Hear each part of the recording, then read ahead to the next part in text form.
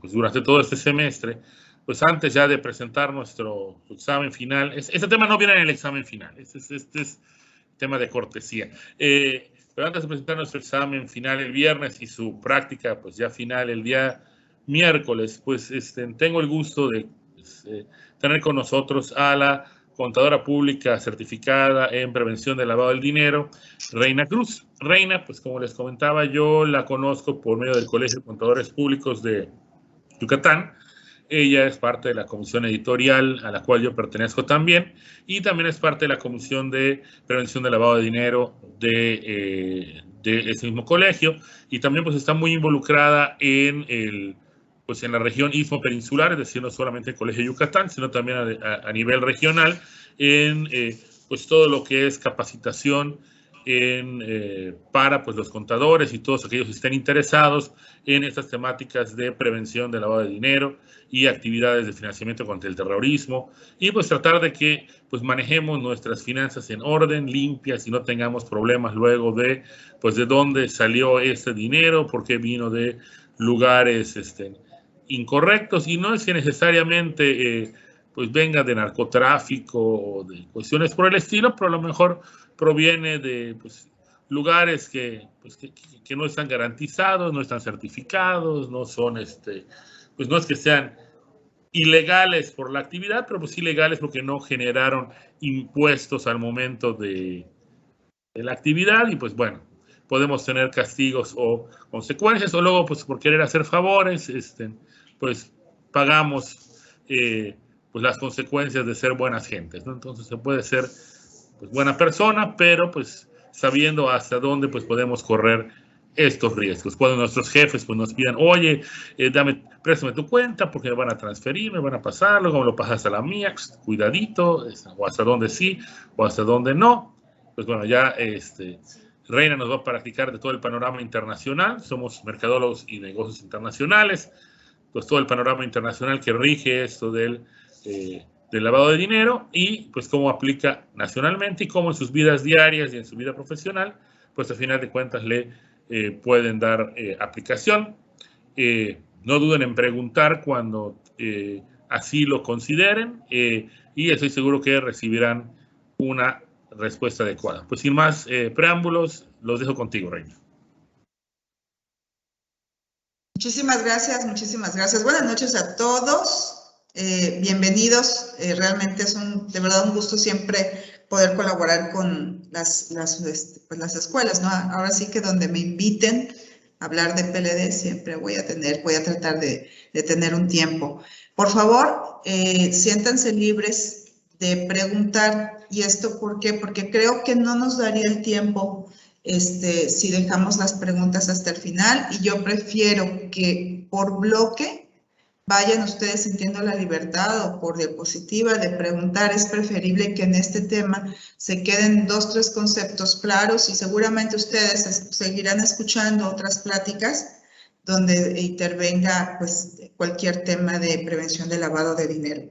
Aquí es muy importante, fíjense que bueno, lo que yo comparto o toda la información de la que vamos a platicar es de cómo prevenir el lavado de dinero, combatir el financiamiento del terrorismo y combatir la proliferación de armas de destrucción masiva.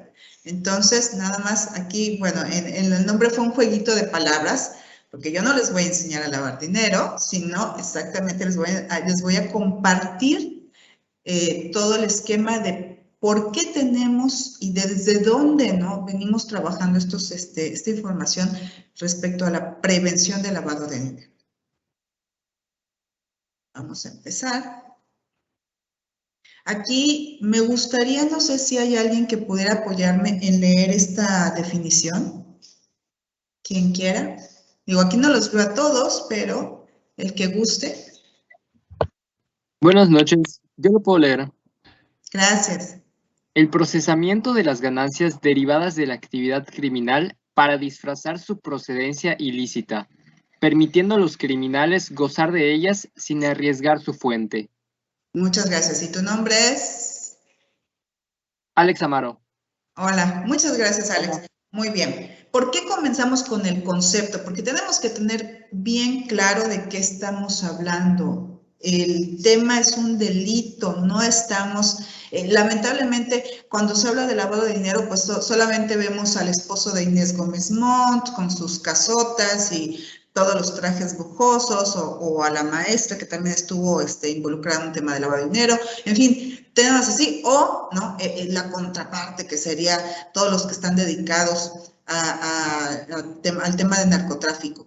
Pero ya sea de un lado el estilo fashion, ¿no? El delito que pareciera el delito de cuello blanco por quienes lo están representando, o el otro que pareciera todo un acto criminal y sanguinario, ¿no? En ambos y todo lo que está en medio de todos los demás delitos que se pudieran imaginar, bueno, al final de cuentas de lo que se trata es, siempre va a haber un delito, siempre, ¿ok? Que por ese delito se van a producir ganancias. Y por eso es tan importante desde el inicio entender el concepto de lavado de dinero. Entonces, ese delito que produce las ganancias, esas ganancias, lo que les interesa siempre es, pues obviamente seguramente se seguirá manejando en ese mercado negro, ¿no? De la delincuencia, pero no se puede disfrutar en su totalidad. Si fuera así, pues no estuvieran buscando siempre la manera de integrarlo al sistema financiero, a la economía formal. Ese proceso donde se está tratando de que después del delito se genera la ganancia y se integre la economía formal, ese proceso es el lavado de dinero. Ya hay un delito que lo produce, que produce esa ganancia, y ese delito tendrá sus propias consecuencias. Pero la parte donde se permite, donde todos los ciudadanos estamos de alguna manera, al no enterarnos o al no blindar, ¿no? nuestra economía, pues estamos permitiendo que surja. Y ahí es donde tenemos que exactamente educarnos en qué momento yo como ciudadano participo para prevenir el lavado de dinero. Entonces ya quedamos de acuerdo que, bueno, es el procesamiento, o sea, todo eso que se hace para que esas ganancias que salen de la actividad criminal se puedan disfrazar, se pueda disfrazar de dónde viene y se puede estar integrando, ¿no? al sistema financiero, a la economía formal, y pues obviamente, de esa manera los criminales pueden seguir disfrutando de esa ganancia sin que se arriesgue, ¿no? de dónde viene. Antes de comenzar el ABC, siempre me gusta platicar, y creo que si Tadeo es la persona que me había contactado hace algunos, creo que ya vamos un año, siempre me gusta platicar de este tema de corrupción. Recordemos que tenemos la Transparencia Internacional, que se hace los estudios anuales de cómo están los países en relación a la percepción de la corrupción. ¿Y por qué me gusta hablar de ello? Porque el delito de lavado de dinero, y ahorita que lo trabajemos, que continuemos platicando de él, pues definitivamente no podría darse tan fácilmente si los países, pues obviamente su nivel de corrupción e impunidad fueran menores. Y ahorita, como ven el escalómetro que tenemos aquí, pues del color más claro es menos corrupción, al color más oscuro, pues mayor corrupción.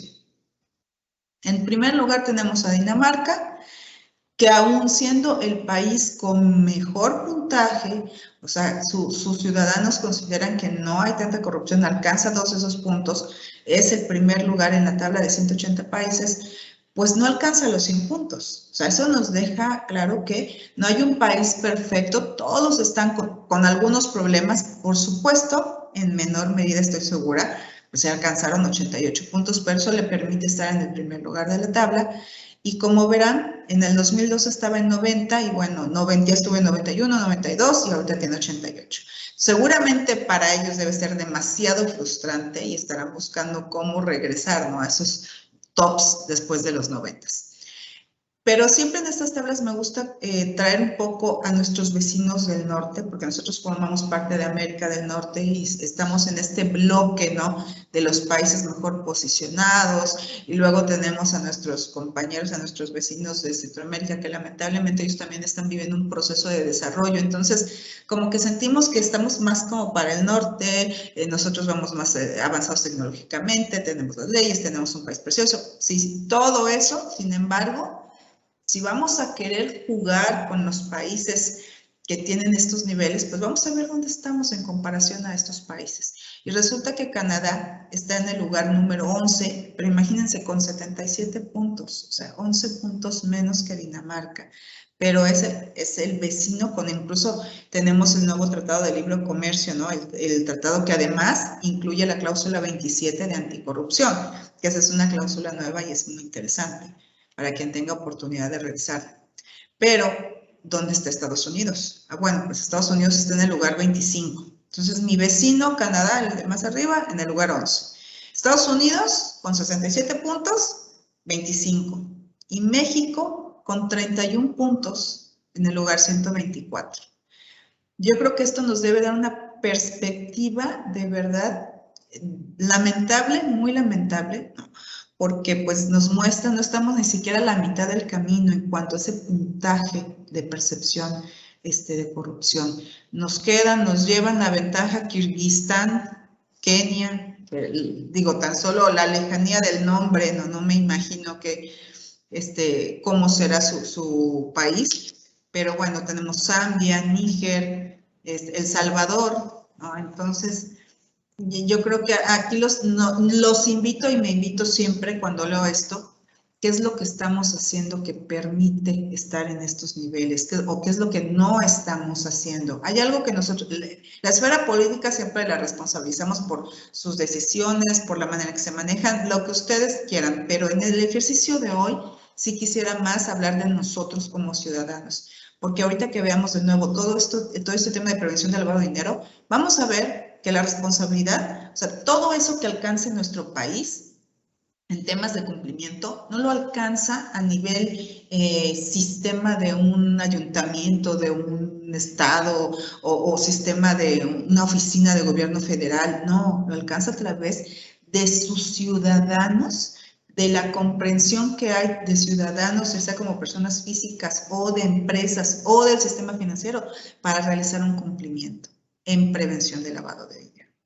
Entonces ya platicamos de dos puntos muy importantes. Para mí era uno, entender el concepto de lavado de dinero, que es un delito y que no es un delito nada más, es el siguiente delito después del delito de la actividad criminal que produce ese recurso ilícito y que es con el que se va a producir el delito de lavado de dinero.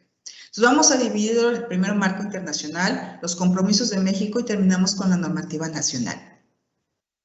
En el marco internacional y los compromisos de México, me voy a tratar de ir lo más rápido que pueda, pero sí me parece muy importante y de mucha responsabilidad dejar claro a todas las personas que empiezan, ya sea por su especialización o simplemente porque es el deber del ciudadano mexicano enterarse de qué se trata este compromiso que tenemos todos como ciudadanos respecto a prevención del lavado de dinero, combate al financiamiento del terrorismo y combate a la proliferación de armas de destrucción masiva. En lo futuro voy a decir LD, CFT y PAN, para no llevarme media clase, ¿no? Aquí nada más diciendo todo el nombre tan largo. Pero bueno, entonces comenzamos. Muy importante, lavado de dinero, el concepto no empieza hoy, no empieza en este sexenio. México no empezó a entender de qué se trata el lavado de dinero, ni empezó con la LFPORPI con compromisos en prevención del lavado de dinero. De los convenios o las convenciones donde México se ha suscrito, no tenemos la Convención de Viena, Basilea, Estrasburgo, Palermo, la Convención Interamericana contra la Corrupción, la Convención para combatir el cohecho de servidores públicos extranjeros, y créanme que si ustedes leyeran solamente esta, la de cohecho, estarían preguntándose todo el tiempo, bueno, ¿y cómo es que entonces las esferas políticas pueden realizar esas operaciones si hay una convención clara donde nos habla de los servidores públicos y lo que se debe hacer para combatir, ¿no? Estos actos de corrupción? Y por supuesto, la Convención de Mérida, que es contra la corrupción. En el ámbito internacional tenemos varias organizaciones que están involucradas en el tema de lavado de dinero, en prevención de lavado de dinero. Una de ellas, pues, por supuesto, es la Organización de las Naciones Unidas, que parte de las convenciones que acabo de leer, pues son a través de su oficina, el Grupo de Acción Financiera, el grupo Egmont, que es el grupo Egmont, digo, Acción Financiera lo vamos a hablar más detalladamente, pero el grupo Egmont, nada más quiero hacer mención que a nivel mundial, pues es el grupo que ahora sí que une a todas las unidades de inteligencia financieras. En los países tenemos una oficina, por llamarlo así, en México pertenece a la Secretaría de Hacienda y Crédito Público. La unidad de inteligencia financiera es el cerebro que se encarga de recibir toda la información respecto a lo que nosotros como ciudadanos hacemos y cuando amerita que sea una información que se deba avisar a la unidad de inteligencia financiera, los supervisores, que para sistema financiero es Comisión Nacional Bancaria y de Valores, para seguros y fianzas, pues la Comisión Nacional de Seguros y Fianzas, y para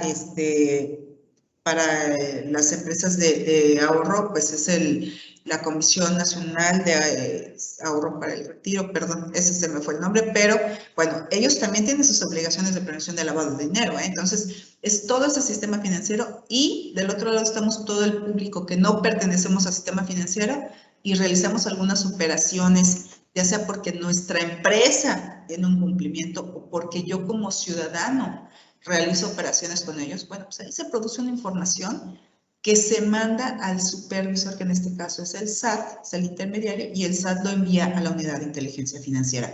Pero la unidad de inteligencia financiera, con todo eso, que es bien importante que comprendamos, de verdad, aquí ya no se trata del mundo de papel. A mí me tocó, muchachos, escribir facturas, ¿no? Ahora sí que cuando había lana, pues hacías factura original y copia, y si no le ponías el autocopiante, si no le ponías el papel carbón, y si no ya lograbas tener original y 3 copias para el cliente, para el mostrador, para ya saben, ¿no? Eran las épocas de lo que se llamaba el lujo en cuanto a los sistemas. Ahorita ya todo está electrónico, entonces, de verdad, no en temas, digo, para mí muy afortunado este sistema. Yo creo que eso nos permite entender que esto ya no es ese mundo donde tenía la conceptualización de esos países que todo era de papel y que tardaban muchísimo. Yo creo que México va avanzando, pero va a avanzar más rápido si los ciudadanos nos volvemos más exigentes. El conocimiento nos va a dar ese poder de exigir más. Por lo pronto, ya saben que la Unidad de Inteligencia Financiera de México se sienta a la mesa del Grupo Egmont, que es el que agrupa todas las unidades de inteligencia financiera del mundo, y ahí se capacitan, se comparten información, incluso para temas que no tienen, o sea, no obligatoriamente tienen que ser de sujetos obligados por supervisión del sistema financiero o por supervisión del SAT, porque son actividades vulnerables, como las llamamos en México. El ejemplo más claro les puedo decir, hay un documento muy interesante donde se une Gafi y el grupo Egmont, y con toda la información que han recopilado, hablan de cómo se está utilizando el comercio para lavar dinero. Y el comercio no es ninguna de las fracciones de la ley que vamos a ver más adelante. Entonces, estamos siendo monitoreados, lo que hacemos se nota, por eso hay que yo creo que quien está viviendo en la legalidad, pues no se va a preocupar, ¿no? Nada más, si creemos que estamos viviendo en la legalidad, pero no estamos seguros, deberíamos entonces estar revisando cómo son nuestras transacciones o las de nuestra familia, de nuestros padres. O sea, aquí se trata de que todos nos unamos a ese cumplimiento. Fondo Monetario Internacional y Banco Mundial, pues son los observadores, están como observadores de todo esto que está pasando, cumplimientos de prevención de lavado de dinero, pero además, ahorita que lleguemos a Gafi, los voy a volver a mencionar porque forman o son ese ganchito de decir, ¿para qué tanto rollo? ¿Para qué nos estamos ocupando tanto en prevención del lavado de dinero? O sea, de verdad, ¿quién nos va a premiar o quién nos va a castigar?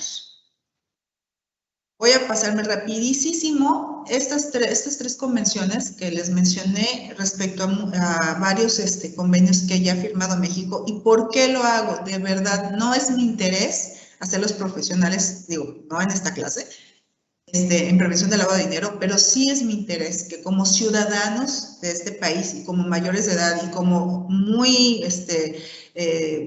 muy pronto serán ya profesionistas integrados en su totalidad a la economía formal, pues conozcan que este tema de lavado de dinero, no, como les digo, no empezó ni ayer, y México además se ha comprometido en cumplir ciertas cosas. En el 1988 México suscribe, ¿no?, el convenio de la Convención de las Naciones Unidas contra el Tráfico Ilícito de Estupefacientes y Sustancias Psicotrópicas. ¿Y esto qué pasa ahí? Bueno, lo que sucede es, en el mundo se dan cuenta los países, oye, traemos un problema de que se está generando mucha ganancia de este delito y tenemos ya que unirnos para evitar que se siga integrando al sistema financiero. Pero por eso se llama la convención así, contra el tráfico ilícito de estupefacientes y sustancias psicotrópicas. Entonces, lo enfocaron mucho a la ganancia ilícita que se producía de las drogas. Y en México, pues se aprueba en el Senado en 1989. Me voy a pasar rápidamente esta parte, como les digo, para ir bajando al marco nacional. Luego, en el 2000, surge la Convención de las Naciones Unidas contra la Delincuencia Organizada. Y aquí la diferencia, ¿cuál es? Pues se dan cuenta que no se trata nada más del delito de las drogas. Oye, hay más delitos que producen esa ganancia que nos está afectando en la economía formal porque está siendo introducida al sistema financiero. Y lo mismo, se firma en 2000 y se aprueba en el Senado en el 2002. Aquí ya específicamente vamos a ver, por ejemplo, estos puntos: la conversión o la transferencia de bienes, sabiendas de que esos bienes son de producto del delito. Entonces, de nuevo, estamos hablando siempre que va a haber un delito precedente, y ahí es donde como ciudadanos debemos de tener el cuidado de participar en la entrega de la información que se requiere, ¿no? Porque ahorita que veamos cómo se vive en la práctica, nosotros como ciudadanos de a pie, cómo somos esa base de la pirámide para que nuestro país logre cumplir con lo que se comprometió en todos estos convenios. Habla de la ocultación o disimulación de la verdadera naturaleza, de nuevo, enfocado siempre a, oye, ¿sabes qué es recurso de procedencia ilícita? ¿Sabes qué es recurso que se generó de un delito? Y tú como ciudadano insistes en apoyarlos, ocultarlos, aceptaste ser parte de esa operación, o a lo mejor en tu inocencia pensaste que si no te enteras, ¿no? Pues como no sabía de dónde venía, pues tampoco puedo decir que era de procedencia ilícita. Y el tercero, que es la Convención de Mérida contra la Corrupción, como su nombre lo dice, pues es un convenio que se firma precisamente para evitar todos esos, ahora sí que ese lastre que venimos cargando, ¿no? Como país, específicamente en nuestro país. Se firma en 2003 y la aprueban en el Senado en el 2004. Y aquí, de nuevo, ¿por qué presento la tabla inicial? Porque de verdad, imagínense qué sucede con estos delincuentes que pueden estar integrando toda esa ganancia al sistema financiero. ¿Cómo se da? ¿Cómo es que se puede producir esa compra de inmuebles? ¿Cómo es que se puede integrar, no sé, contratos? ¿Cómo es que nuestro país sabe que suceden cosas, pero pues no se encarga de aplicar completamente con todo el conocimiento que ella tiene la ley? Entonces, no estoy diciendo que sea fácil y no quiero sonar conocedora de las esferas y de estar sentada afuera de la oficina del presidente, pero definitivamente, pues como les dije, nos falta un buen camino por recorrer. Y aquí en la Convención de Mérida contra la Corrupción, quizá de lo que me llamó más la atención, y por eso lo resalto, porque yo sí creo que el tema del lavado de dinero necesita a dos compañeros, ¿no? Que es la corrupción y la impunidad. Si no se aceptaran, si no se permitieran esos actos de corrupción, muchas cosas yo creo que se podrían detener antes de, ¿no?, que se ocultaran.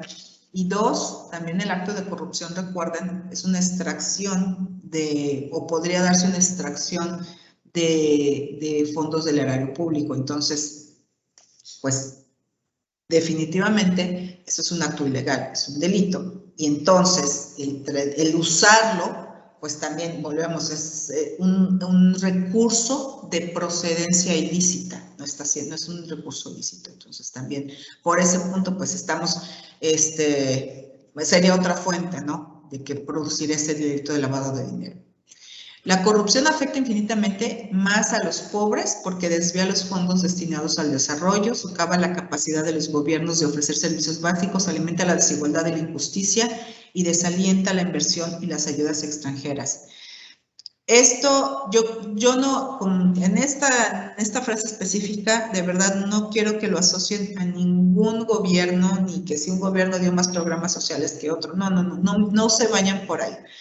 Por favor, quédense, imagínense un país como el de nosotros, sin tantos actos de corrupción, sin tantos, o sea, porque son miles y miles de millones, y que el gobernador de tal estado, ¡zas!, ¿no?, se llevó tanto, y del otro tanto, y del otro tanto. O sea, imagínense cuánto se podría hacer, ¿no?, sin todas esas salidas de capitales. Entonces, yo quiero que nos quedemos con eso. No, obviamente, definitivamente, si tuviéramos más recursos, estoy segura que los programas en donde se pudieran aportar producirían oportunidades o mejores oportunidades para que los empresarios pudieran hacer contrataciones totales, y lo voy a decir con todas sus letras, contrataciones con toda la prestación social, porque es conocido nuestro problema a nivel nacional de que lamentablemente no todos los empresarios registran al 100% el salario, o no lo registran hasta que se posicionen y pueden estar pagando una cuota de seguridad social, en fin. Yo creo que, y suena muy aspiracional, por supuesto, pero yo creo que por lo menos, ¿no?, esperando que si tuviéramos menos corrupción, pues podríamos esperanzarnos de que podrían usarse esos capitales para generar apoyos a las micro, a las medianas, o disminución en cuotas sociales que permita adoptar mejor a los colaboradores con su seguridad social, en fin, muchas situaciones. Y por eso este convenio en general lo recomiendo mucho, porque, pues como les digo, tenemos el delito de lavado de dinero, pero no, necesita ayuda, ¿no?, para que sea más fácil de valorar. Muy bien, me voy a saltar estas porque me voy a pasar a Grupo de Acción Financiera. Y ahora sí, vimos los convenios donde México ya estuvo firmando. Vimos que México ya conocía de qué se trataba, que hay ganancias de procedencia ilícita, y que se comprometió a evitar, porque todos esos convenios, de verdad, recomendable que les puedan dar una leída, así facilita, no que se los aprendan, pero para que vean el nivel de conocimiento que se tuvo para realizar esos convenios, o sea, la visión que se tuvo, lo que estuvimos de acuerdo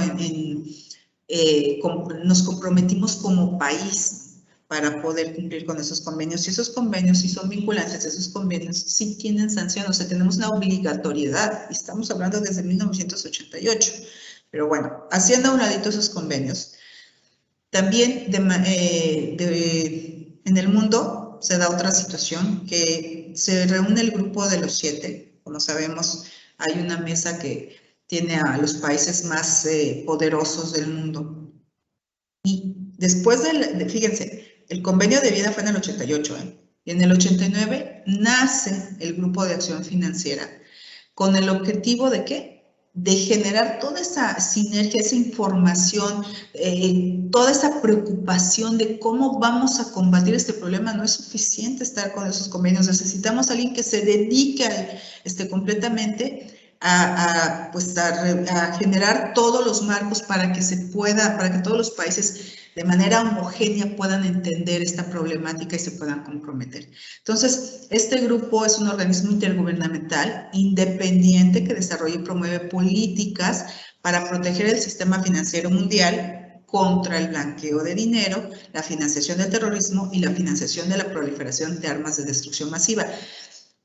Yo sé que la problemática que normalmente escuchamos en este país sería el lavado de dinero, pero no es la única. Aquí lo que son tres vertientes, y sería, pues sí, el lavado de dinero, porque estamos permitiendo que un crimen genere ganancias y siga, ¿no? O sea, ahora sí que le estamos, no quiero decir ayudando, pero bueno, estamos permitiendo que sigan viviendo y creciendo tal vez. En cuanto al financiamiento al terrorismo, el concepto de terrorismo como tal, y no quiero entrar al tema de que algunas veces, por situaciones que nuestro país ha vivido, podríamos pensar que México está en una situación de...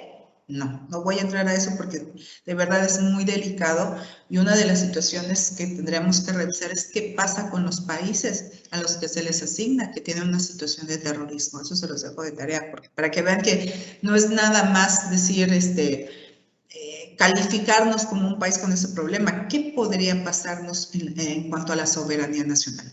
Entonces, pero bueno, ese es el terrorismo. Como no tenemos esa comparativa con países del Medio Oriente, por ejemplo, o lo que vivió España, ¿no?, con el grupo ETA, pues como que se nos hace muy lejano pensar en financiamiento al terrorismo. Sin embargo, el financiamiento al terrorismo es ese proceso donde estás juntando dinero, tú de tu propio dinero generas esos canales de financiamiento para enviarlos a esas cédulas terroristas.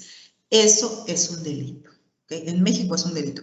Gafi, en sus tres vertientes, pues obviamente maneja la prevención del lavado de dinero, combate al financiamiento del terrorismo y combate al PAN, a la proliferación. ¿Por qué? Pues bueno, ahora sí que fueron los grandes problemas que generaron que naciera el Grupo de Acción Financiera en 1989. México, fíjense, en el 89, en el 88 firmamos el convenio de Viena, ¿ok? Lo autoriza el Senado en el 89.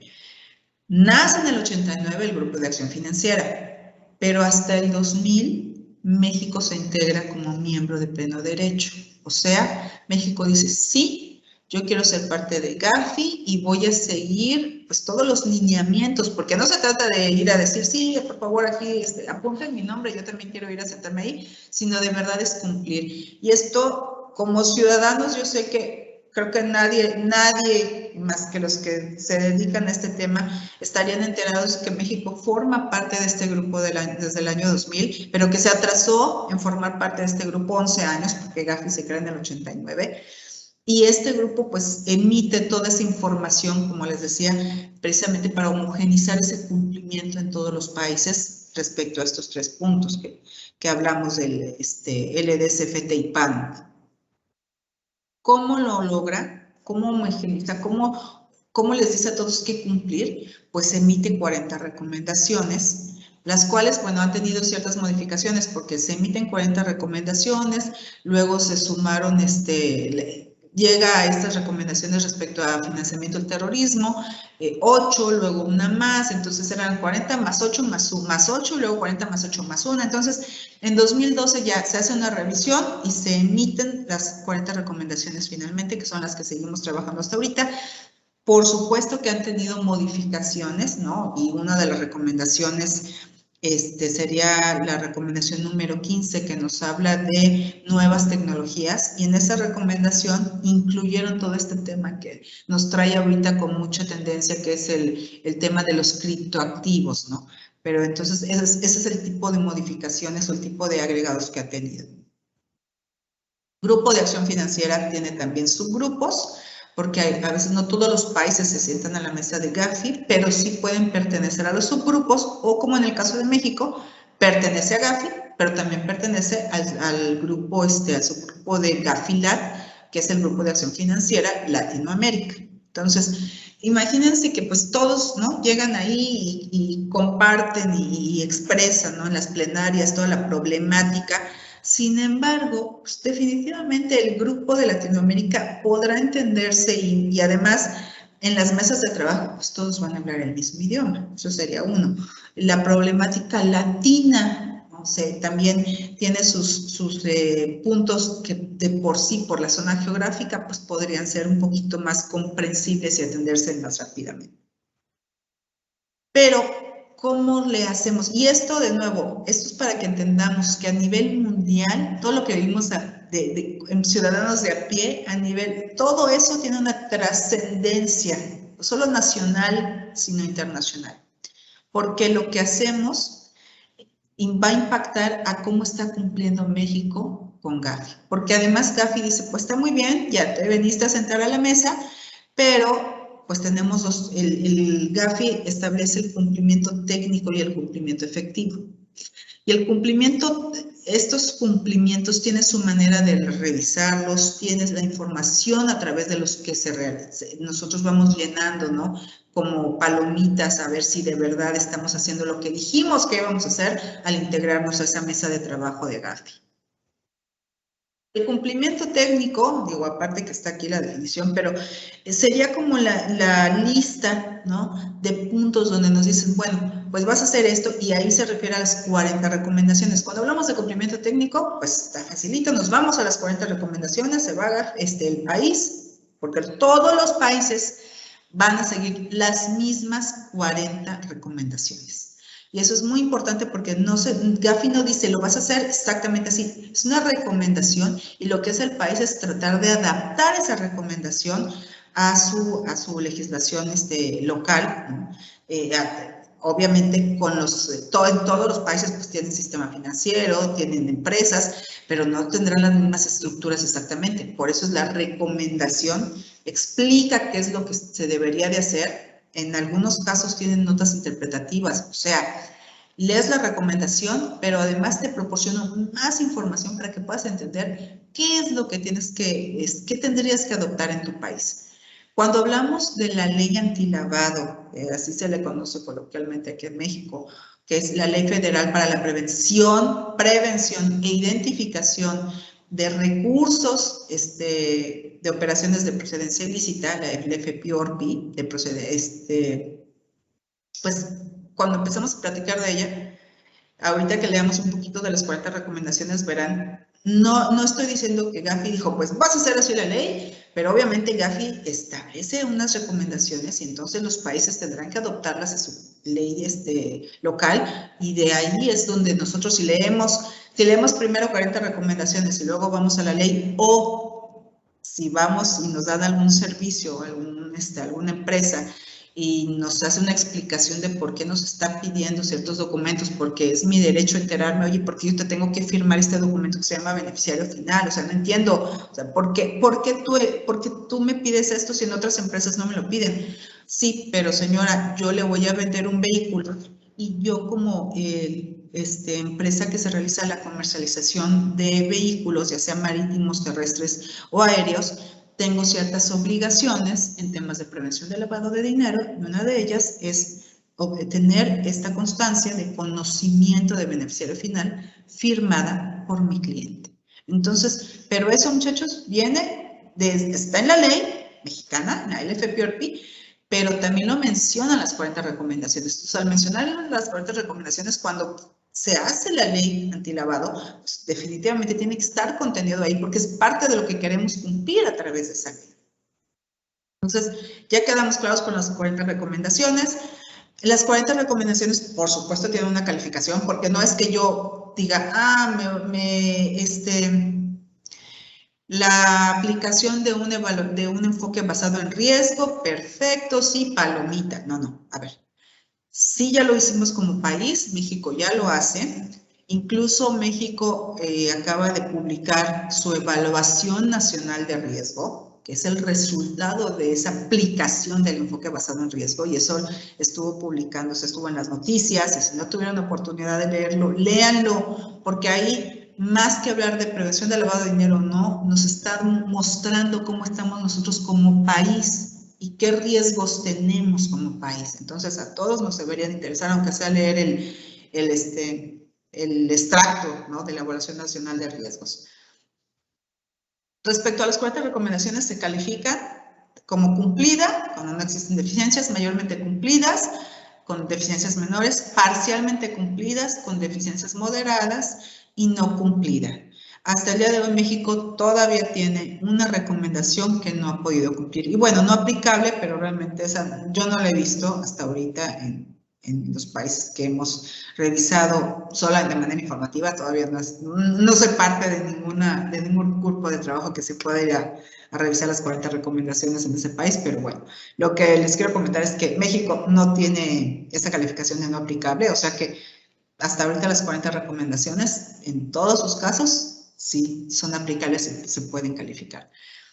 Y está el cumplimiento efectivo. Ya hablamos del cumplimiento técnico. 40 recomendaciones. Receta de cocina. Aquí están listas las cosas que tu país debes hacer te recomiendo todo esto, tú lo deberás aplicar en tu normativa local y entonces así es como nosotros a través de esta ley antilavado LFPORPI vivimos ese cumplimiento, ¿no? Y ahorita lo vamos a ver de manera más práctica.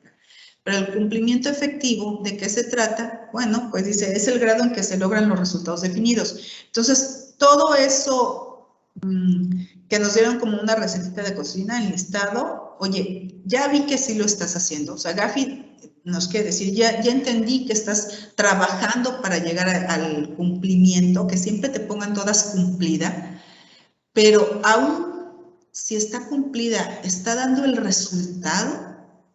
Porque, pues a lo mejor tú, si una de ellas sería generar una ley o un repositorio, ¿no? de beneficiarios finales, o sea, todos aquellos que hacemos una transacción que estamos obligados a entregar nuestros datos porque estamos, según la definición, seríamos el beneficiario final y toda esa información se guarda en un repositorio en el cual tienen acceso las autoridades a nivel nacional e internacional, si así lo solicitaran.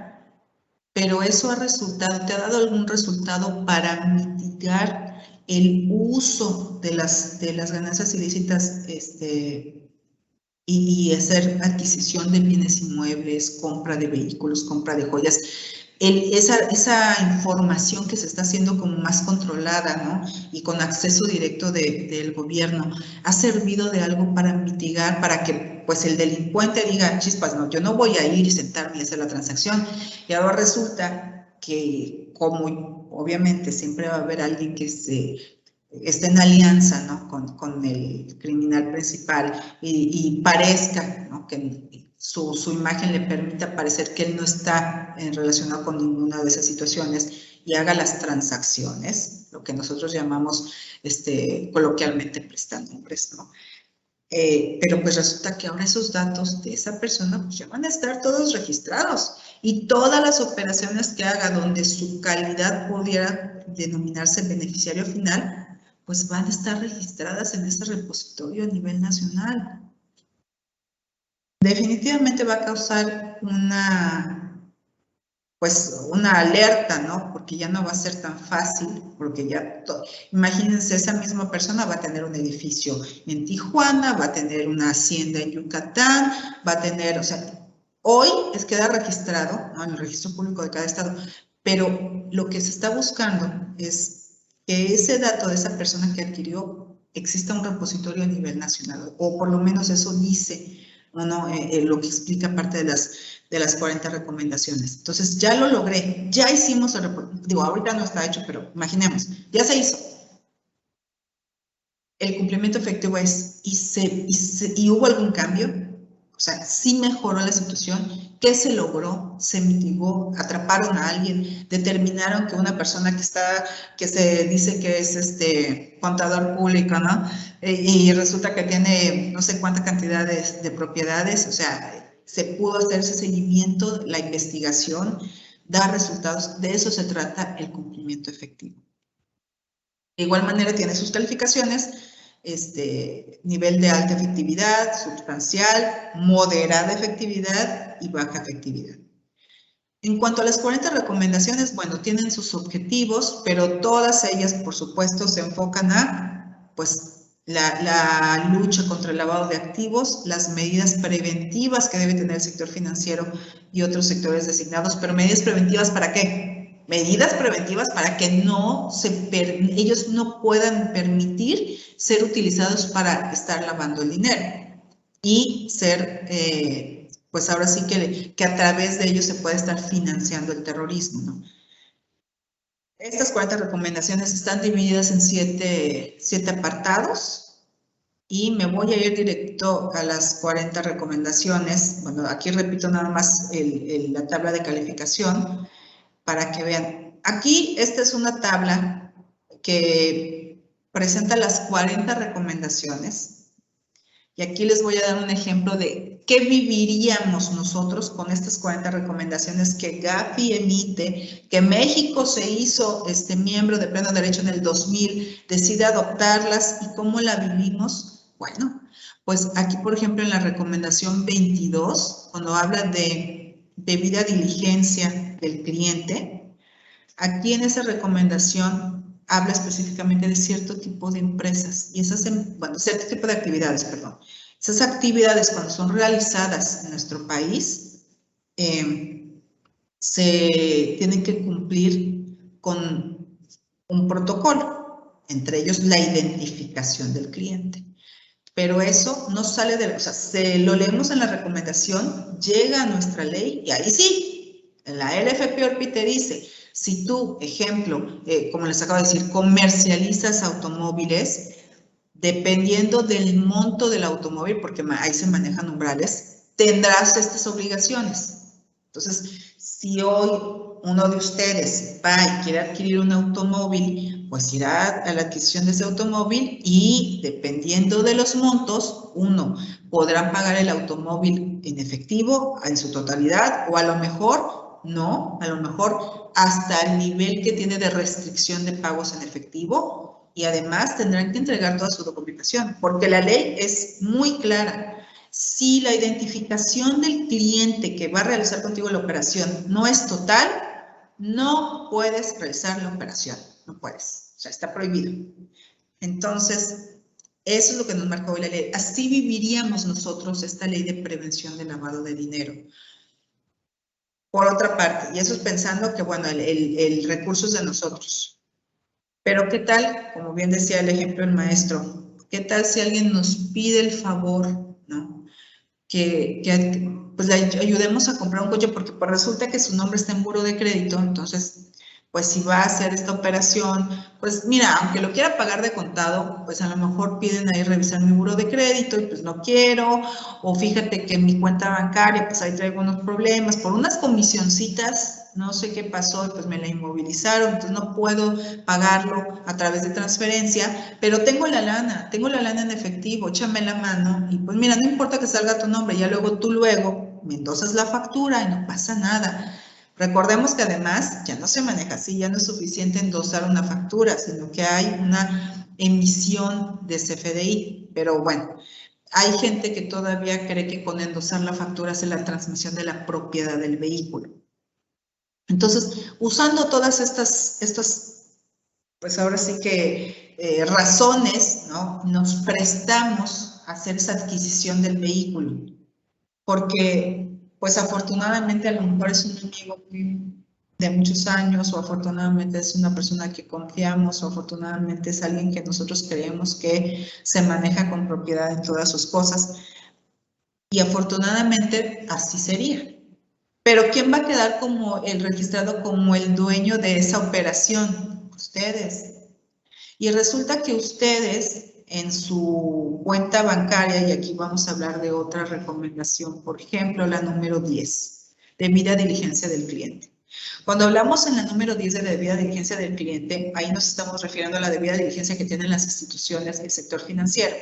Entonces, si alguno de ustedes, el mismo que está haciendo este favor para la adquisición del vehículo, tiene su cuenta bancaria, ¿no? Y en su cuenta bancaria, pues a lo mejor vive de la mesada todavía que le da su familia, o a lo mejor sí vive de la mesada de la familia, que a lo mejor es muy cíclico, sus papás son muy ordenados, cada mes les depositan primero de mes, tanto para tus gastos de todo el mes, y además ustedes tienen una colaboración en alguna empresa que les deposita cada semana o cada quincena. Entonces, eso que les acabo de decir arma un perfil transaccional de ustedes.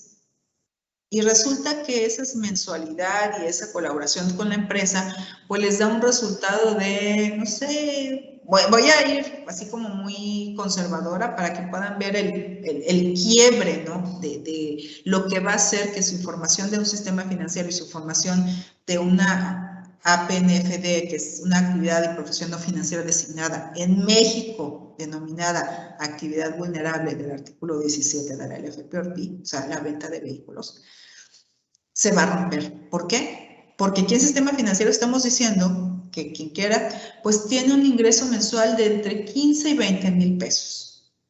Pero pudo hacer una adquisición de un vehículo con un valor, es más, fueron tan buenas gentes ustedes que aceptaron agarrar en efectivo hasta el monto que permitió la ley, porque además es un vehículo caro. Y la diferencia, su cuate les dijo, no te preocupes, pago en efectivo hasta donde te acepten y la diferencia te lo deposito a tu cuenta y de ahí se los transfieres. Entonces, imagínense que les llega además, o sea, rompen el perfil transaccional, les hacen ese depósito en efectivo raro, que además seguramente va a pasar de 15,000 pesos. Ustedes hacen ese pago, ¿no? De ese vehículo que ni siquiera es de ustedes, pero van a aceptar ese dinero en efectivo, que no va a estar declarado de ningún lado, porque ese es un dinero que les pasó de la mano de la bolsa y del pan a ustedes, porque así lo tenía guardado bajo del colchón, ¿no? Hasta eso. Y ustedes van a quedar registrados. Estamos hablando ahorita de que como estamos haciendo un favor y seguramente si ese favor es necesario es porque la persona sabe que no quiere quedar registrada. Entonces, pues ahí es donde ya se dio un quiebre y ya su información la tiene el sistema financiero porque se rompió un poquito el perfil transaccional. Poquito, porque no sabemos cuánto sobrepasó de los 15 a 20,000 pesos, pero además fue en efectivo. Entonces, esas son como alertas que se emiten, pero además por parte del sector privado también hubo ahí un envío de información. Eso sí, al que les vendió el vehículo, pues no le llamó tanto la atención porque dijo, bueno, pues, este muchacho pues nos pagó en efectivo, lo que permite la ley, nos transfirió la cuenta la diferencia. Lo único que sí, como llega al umbral de identificación y llega al umbral de aviso, pues tengo que mandar su información. Pues bueno, ahí ya se fue su información. Ustedes no tienen nivel en el entierro ni están involucrados con ninguna actividad ilícita, pero se prestaron para una situación donde están quedando registrados en un lado, sistema financiero como rompiendo un perfil transaccional que traían, y en otro lado, como personas con posibilidades de adquirir un vehículo de lujo cuando pues no hace el match, ¿no? Todavía no están económicamente, o por lo menos lo que han presentado a través del sistema financiero, no, y seguramente a través de la empresa donde estén colaborando, pues no hay ese soporte para hacer ese match. Entonces, ese sería un ejemplo. Son 40, ¿por qué son 2 columnas? Porque en el 2017, cuando ya hablamos de las 40, viene el Grupo de Acción Financiera, hace una evaluación mutua, que así es como Gafi revisa los países. Se arman grupos de especialistas y bueno, a México le tocó en 2017, viene un grupo de especialistas, revisan el cumplimiento de las 40 recomendaciones, emite su informe y el informe se publica en enero del 2018 y entonces esas son las calificaciones que tenemos. La recomendación 1, mayormente cumplida, cumplida. A 2017 teníamos 5 cumplidas, solo 5 de 40. Y la 23, que nunca la hemos podido cumplir hasta el día de hoy, que esa, como ven, es para actividades y profesiones no financieras. Entonces, ahorita vamos a ver, ya bajándolo a nuestra... Te interrumpo, Reina. Sí, tenemos una pregunta de Elizabeth Martínez. Adelante, Elizabeth, adelante. Gracias, buenas tardes a todos. Felicidades antes que nada, muy interesante la exposición y muy clara. Yo tengo una pregunta con estas, bueno, de hecho son 2. Las obligaciones de lo que se incorporó hace poco de la geolocalización para que tú puedas tener tu portal y hacer una transferencia, ¿es parte de estos elementos de control que nos comentan? Mira, de las 40 recomendaciones, no hay una que nos especifique los usuarios deben estar geolocalizados, ¿ok? Pero en cuanto al sistema financiero, pues ellos en su identificación del cliente y todo ese, ellos tienen, la verdad es que ya llevan desde el 95, si no mal recuerdo, con una emisión de reglas de carácter general por parte de la Secretaría de Hacienda y Crédito Público en relación a prevención del lavado de dinero. Pues ya han avanzado bastante. Entonces, ¿qué sucede cuando tenían ese manejo de cuentas que, pues ya se imaginarán, ¿no? Se abrían en un estado como Yucatán, en una sucursal como la de Tizimín o Valladolid, y pues te vas a donde tú quieras, te llevas tu token y haces las transacciones. Y ese es el punto donde entra esa parte de geolocalización. Si pueden, Isabel, o si igual en general recomendable para todos. En las redes sociales sigue registrada una plática un poquito extensa, así les recomiendo que vayan oyéndola de pedacitos, porque atendimos esa problemática de la preocupación que teníamos respecto a la geolocalización y datos biométricos que las instituciones financieras también iban a estar obligadas a recabar de nosotros. Si hablamos de privacidad, yo te diría, a mí lo que me preocupaba en ese momento era, oye, entonces se van a enterar todo el tiempo dónde estoy, quién va a poder accesar a esa información, no me está dejando más expuesta, ¿no? Al hecho de que, no sé, digo, y yo hablando pensando que tuviera algo interesante para alguien, ¿no? En cantidades, no es así, pero pensando en aquellos que sí los tienen, no nos deja más expuestos. Pero por el otro lado, ¿cómo se hace la persecución o cómo las instituciones financieras aportan mayores elementos o mayor información o en ese perfil transaccional, ¿no? Donde llega alguien súper buena onda, una persona que parece de bien, les dice que viene a abrir, como les digo, la cuenta aquí en Valladolid, un pueblito pues ahora está viviendo, ya rentó una casita, va a abrir un negocio, abre su cuenta y déjenme decirles que si ustedes no han tenido oportunidad de acompañar a alguna empresa o ustedes mismos abrir una cuenta ya para actividad empresarial o persona moral, hay un cuestionario que solicita, ¿no? Los bancos, y entre las preguntas está de dónde salen esos recursos con los que vas a abrir la cuenta. La historia, ahí para la pregunta de Elizabeth es, oye, si esa persona es de bien, pues no pasa nada, no le va a preocupar que lo estén geolocalizando y que se esté registrando los puntos donde está, porque a lo mejor se abrió esa empresa en Valladolid, pero a lo mejor es una persona que se va a China porque va a las convenciones de maquiladoras y compra de materias primas para las máquinas bordadoras y está en Valladolid porque pues decide la persona hacer ahí su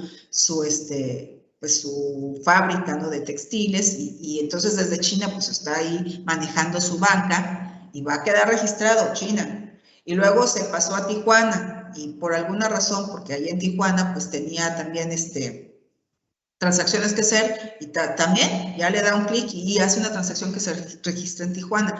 Entonces, esa persona, la verdad es que precisamente por su actividad va a tener siempre, va a estar consciente uno, y es bien importante también mencionar, la geolocalización no significa que donde andes tu token va a estar geolocalizable, no, es donde estés y en el momento que actives el token, en ese momento se da el clic a la geolocalización y de hecho la autorizas. Y muy importante, en la autorización que te solicitan para hacer las operaciones, tú tienes la opción de decir siempre o para la operación. Y para lo que era lo que salió publicado, la obligación que teníamos o la obligación que tenía el sistema financiero para permitirnos seguir realizando las operaciones a través de los dispositivos electrónicos, era que fuéramos geolocalizables en el momento de la transacción. Entonces, no es obligatorio que siempre nos estén siguiendo por donde vaya nuestra banca, ¿no? Sino en el momento de la transacción. Por eso es bien importante, y eso sí les puedo decir, los tres portales que tuve oportunidad de revisar, sí mandaban esa alerta y te preguntaban, bueno, para este momento autorizas que se realice la geolocalización, autorizabas y bueno, terminando ese proceso, se terminaba también. Pero te digo, explícitamente como geolocalización, no, como que deberán ser geolocalizables, no, pero sí como parte del proceso de identificar al cliente, de armar ese perfil transaccional y sobre todo cuando hablamos aquí de la recomendación 1, aplicación de riesgos y de un enfoque basado en riesgo. Cuando hablamos de enfoque basado en riesgo, estamos hablando que las empresas van a tener que analizar, ¿no? Ciertos conceptos para saber qué tan riesgoso es para ellos las operaciones, el producto, el lugar, la manera de hacer las transacciones que están realizando.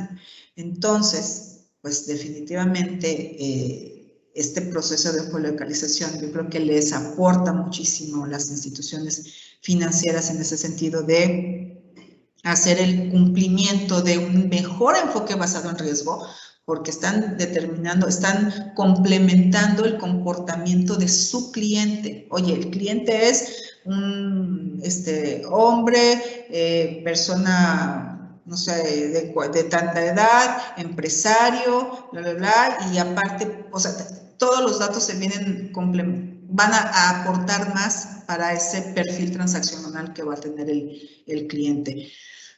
Aporta, ayuda, quizá te digo, mi preocupación era, híjole, ¿qué tantos datos ya van a tener de nosotros? Sin embargo, si estamos tratando de mejorar, ¿no?, ese escudo para que sean más localizables las transacciones que se hacen de Chapulín, que te abren una cuenta en un lugar perdido y están transaccionando en cualquier parte del mundo o te mandan los depósitos ahí, o en fin, yo creo que eso va a permitir también cuando arman las carpetas de investigación, y hay algunas que están publicadas, ¿no?, en los portales de la Unidad de Inteligencia Financiera, pues hablan, ¿no?, de todos los lugares donde se hicieron las transacciones. Entonces, pues yo creo que nos está aportando. Como les digo, no es obligatorio todo el tiempo. Se acepta cuando se hace el acceso, se termina la operación y listo. Entonces, en ese sentido, esa es la parte de ciudadanos con la que estamos cumpliendo para esa prevención de lavado de dinero. Elizabeth, ¿cuál sería la segunda? ¿Ya regresaste, Elizabeth? Ya aquí estoy, se conecta y se desconecta, no sé qué está pasando. Y una compañerita también dijo que la había sacado. La segunda pregunta nada más era en relación a los conceptos que se ponen, que es, te pregunta que sea obligado poner ahí el concepto de la transferencia o del depósito, sobre todo cuando manejas una persona moral, pues, ¿qué recomendación tiene ahí para los conceptos? Pues que sea por control, y te voy a decir desde control interno, por control interno, si tenemos un área de tesorería, tu área de tesorería, vamos a empezar desde la microempresa. Vamos a pensar que es el empresario con su secretaria. Si a la secretaria le va a autorizar, si él ya decidió darle el token para las transacciones, él le va a autorizar seguramente 5 elementos o 3 elementos, y en el concepto deberá de llevar, pues, lo más, pues, la realidad, ¿no? Lo que es, no sé, pago a proveedores, pago de factura tal. Y te voy a decir, ahorita estamos hablando de prevención del lavado de dinero, pero y la parte de fiscal, cuando luego nos están ahí revisando que nuestras operaciones no están correctamente soportadas, tengo mi factura, pero ¿cómo le pagaste? Tengo aquí la transferencia, pero a ver, en el concepto, ¿qué le pusiste? Pago, o no le pusiste nada, ¿no? O le pusiste nada más pagos y ya, o pagos 2020 o pagos noviembre. Yo fíjate, como he estado muchos años de mi vida, estuve muy metida en la parte de control interno, pero hay más para aseguramiento de que el proceso fuera como se establece y que dieran los resultados que se esperaban y todo eso, pues como que me acostumbré mucho a que fuera lo más real, eso sí, codificado. No vamos a poner, se le pagó a Lupita, la dueña de, ya sabes, digo, y estoy segura que me entiendes, pero pues yo me iría a dejar el concepto según el giro de tu empresa y según lo que se haya autorizado. Te va a servir control interno, un mejor control de tu tesorería. A lo mejor ustedes, depende del tamaño de la empresa, tienen códigos específicos para el tipo de gastos o partidas de gastos que tengan. Eso por parte del control en cuanto al banco, ¿no? En cuanto a la parte fiscal, pues además vas a tener perfectamente relacionados, si incluyes el folio, aunque sabemos que el folio ya es más de ornato, pero bueno, hace una relación al documento que se pagó. Lo que deberíamos o lo que podríamos integrar sería el folio fiscal, pero bueno, y si no da el espacio, pues a lo mejor ya existe algún código de proveedores nacionales, factura, no sé, 378. O sea, si eso responde a tu pregunta, házmelo saber, y si no, pues también te dejo mi contacto para que sea un poquito más completo, porque yo me iría, no solo lavado de dinero, me iría por el tema de control interno para evitar fraudes, me iría por la parte fiscal, que de nuevo, lavado de dinero no tiene nada que ver con la parte fiscal. esto es un delito, y la parte de soporte documental para evitar que nuestras operaciones pudieran parecer simuladas, ¿no? O por faltas de materialidad, razón de negocio y lo que sabemos. Y además, pues cumpliendo nuestro perfil transaccional, porque las operaciones que estoy haciendo están relacionadas con mi operación. Perdón, las transacciones que estoy haciendo están relacionadas con mi operación. No, sí, muy claro todo. Muchas gracias. No, al contrario. Excelente. ¿Y tú estás con el maestro o de dónde eres? No, a mí me invitaron. Oye, y bueno, y si no nos sanciona, ¿por qué estamos tan preocupados? Recuerda que tenemos 2 observadores, que es Fondo Monetario Internacional y Banco Mundial, y esos son los que apoyan a los países, y de hecho acá se acaba de publicar, ¿no?, que la línea de crédito de México se aceptó, está vigente, y bueno, qué padre, porque aunque no la estamos usando, sigue abierta, o sea, si la necesitáramos, podríamos acceder a ella. Pues de eso se trata, de que la inversión extranjera, de que Fondo Monetario Internacional, Banco Mundial, nos vean como un país que sí está cumpliendo, que uno de los puntos que seguramente analiza, ¿no?, en nuestro riesgo país, pues es el cumplimiento del compromiso que hicimos con el Grupo de Acción Financiera a través de las 40 recomendaciones y a través de los 11 resultados inmediatos. Y entonces, pues bueno, siguen apoyándonos, ¿no? Es más, o nos apoyan, o sea, las líneas de crédito siguen ahí, y también las tasas, ¿no?, lo que nos cuesta ser apoyados, pues seguramente es muy diferente a cuando el riesgo es mucho mayor. Así como cuando nosotros vamos para que nos analicen la solicitud de un crédito, pues igualito, imagínate, este país tiene que tener ciertas características que den garantía que se le puede dar ese voto de confianza. Lo único que en los resultados inmediatos de la IEM de 2017, publicada en 2018, pues no salimos tan bien. Y aquí, fíjense en la R7 y en la R8, la R4, que están bajos. Pues voy a leer aquí nada más la R4. Dice, las instituciones financieras y las actividades y profesiones no financieras aplican adecuadamente las medidas preventivas contra el lavado de activos y el financiamiento, acordes con sus riesgos. O sea, este país revisó sus riesgos, generó sus medidas preventivas y las aplican, y reportan las transacciones sospechosas. Y como lo tienen súper bien comprendido, están reportando todo lo que están encontrando que se sale, eso que les decía, se sale de perfil transaccional. O sea, hay en la institución financiera, en el sector financiero, es un marco muy robusto de cómo se genera ese perfil transaccional y lo que debe saltar en esas alertas. Y también debo decirles, no porque, por ejemplo, ¿no?, mañana Elizabeth y yo nos hacemos un préstamo y necesito 20,000 pesos. Y Elizabeth me dice, sí, Reina, nada más que pues, te los paso en efectivo porque no los tengo ahorita en mi cuenta. Yo, pues está bien. Entonces me depositó 20,000 pesos en efectivo. Oye, acuérdense, de 15,000 ya tienes que sacar ahí como que una marquita.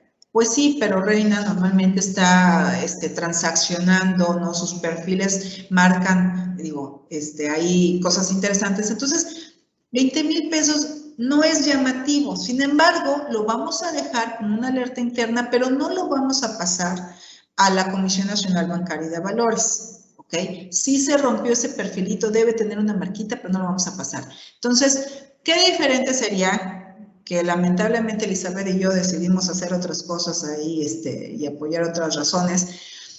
Y entonces sí me hacen un depósito en efectivo, ¿no?, de una cantidad considerable y se rompe completamente, ¿no? Hay una cantidad en dólares estipulada que si se pasa de esa cantidad en efectivo, o sea, eso es una alerta directa, va.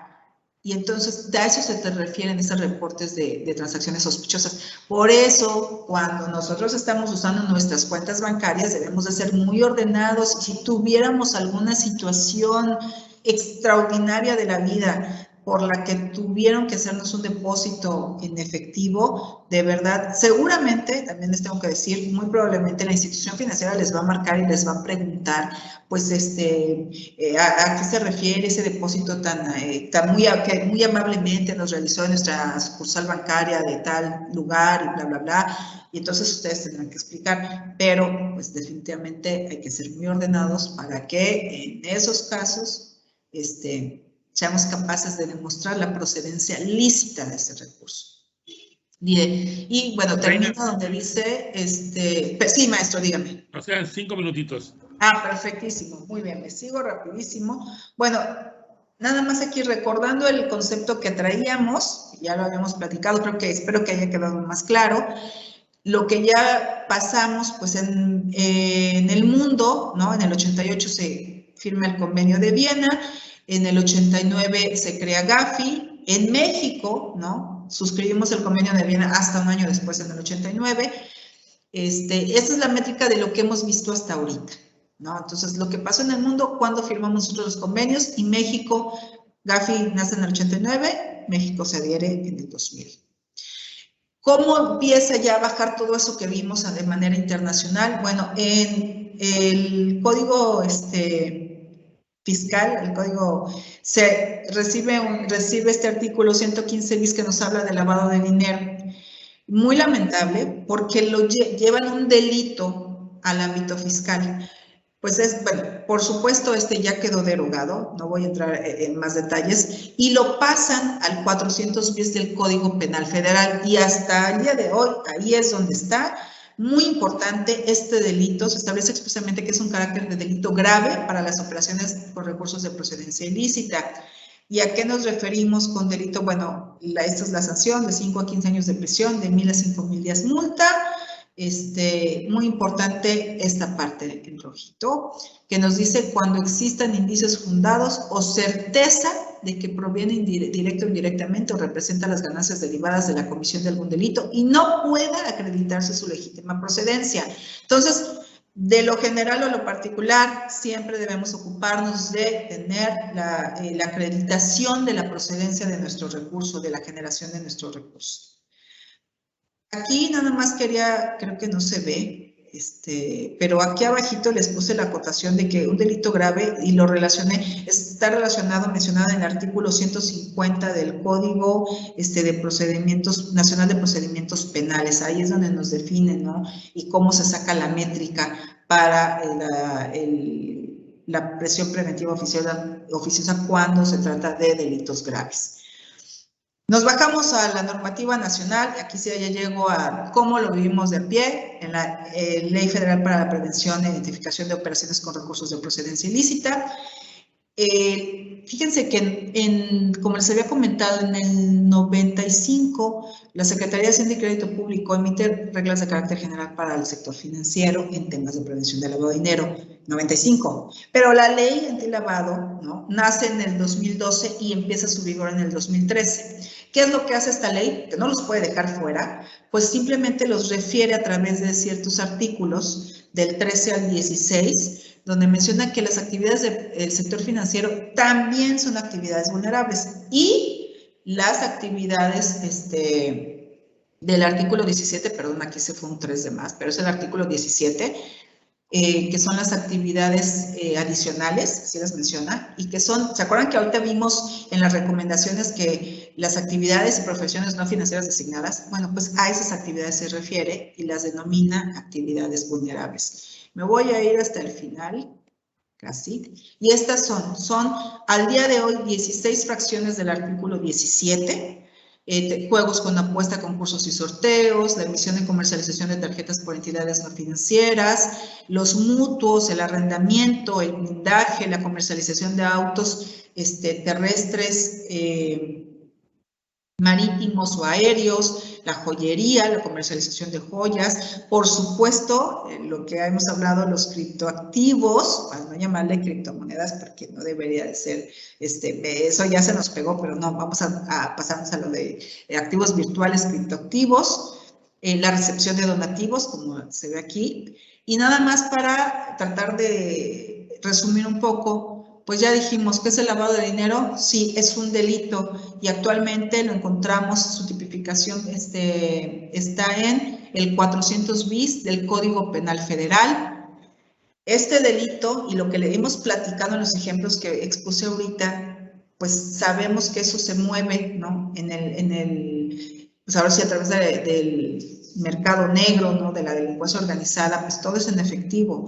Y esa es la lucha que ellos están siempre intentando hacer. Oye, todo este efectivo, toda esta ganancia que ya pues siempre se usa seguramente en ese mismo ciclo, pero toda la otra parte que quiere integrar el sistema financiero para ser propietarios o usuarios, ¿no? Poseedores de joyas, obras de arte, inmuebles, en fin, todo eso. ¿Cómo lo van introduciendo? Bueno, pues hay 3 etapas de lavado de dinero, que es la colocación, estratificación e integración. Lo que les platiqué ahorita, colocación, nos pasan el efectivo y se mete al sistema financiero. Estratificación, se hacen operaciones de tal manera que se pueda integrar como lo de la venta del coche.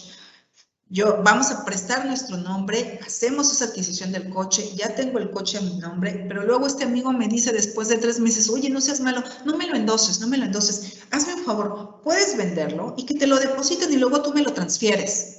O no, que te lo depositen y mira, vamos a comprar otra cosa, pero tú lo pagas y yo lo agarro, ¿no? A lo mejor puede ser joyas o algo. Entonces, es la colocación, el dinero entró, ¿no? al sistema financiero, la estratificación, hicimos una primera operación integrándolo en alguna adquisición de algo, como les decía, por ejemplo, esta compra de vehículos, y la estratificación, y luego la integración, ya que está en esa operación normal, le damos otra vuelta u otras 2 vueltas hasta que se pierde ese rastro de la colocación de ese efectivo, del recurso de procedencia ilícita. Yo creo que hasta aquí me quedo, maestro. Digo, ya lo demás realmente es la parte de la ley en México. ¿Qué les puedo quizá mencionar? En México, aparte de las operaciones que nosotros como clientes y usuarios pudiéramos hacer con estas actividades vulnerables, hay algo muy importante que se menciona en la ley, en la LFPORPI, que es el artículo 32, que es la prohibición, y eso es bien importante, liquidar o pagar, así como aceptar la liquidación o el pago en estas actividades que les demuestro acá por los montos actualizados. Ahorita son los montos que estaríamos usando hasta enero 2022, ¿ok? Entonces, no solamente alguien que venga y me quiera pagar. Si yo lo recibo, aunque no sea actividad vulnerable de las 17 relacionadas de las 16 fracciones del artículo 17, no importa, este artículo es para todos. Entonces, yo creo que desde ahí también nos está hablando de que tenemos un compromiso general, no solo como clientes usuarios de esas empresas, sino también como personas que pudiéramos realizar alguna de estas operaciones en recibir o en pagar un monto mayor al que establece la ley. Muy bien. Pues, Reina, si archivo me lo puedes hacer llegar para que yo se los comparta a los chicos. Por supuesto, muchísimas gracias, de verdad. Bueno, nos quedó ahí todavía la parte de local, pero lo principal es que de verdad, pues ustedes se dan el tiempo de escuchar de qué se trata